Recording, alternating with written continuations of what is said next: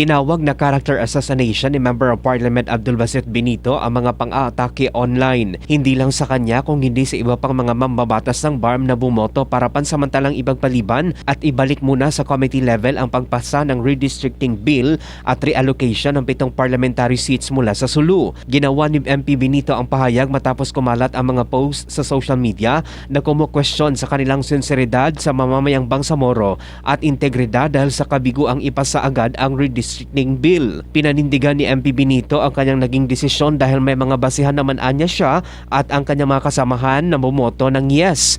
Matatanda ang mahigit 30 sa kanila ang pumabor na ibalik muna sa committee level ang committee report para pag-aralan pa bago ipasa ang redistricting bill. Pagkatapos ng sesyon nitong Martes, marami anyang mga fake at dummy accounts na tumuligsa sa kanila sa Facebook. Ang ikinalungkot niya pa ay may kasamaan niya silang mambabatas na tila sumusulsol at kumukwestiyon sa kanilang naging desisyon. Dagdag pa rito ang pang-aatake hindi lang sa kanilang papel bilang mga mambabatas kung hindi dinadamay na rin anya ang kanilang personal na paninindigan bilang isang Bangsamoro.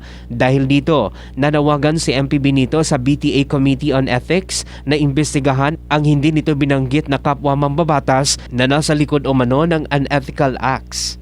This is not merely an attack on my politics. This is character assassination. Huwag nating gamitin ang issue para magpadami tayo ng viewers. Kung mag-vlog tayo, sana ibang issue, not this time.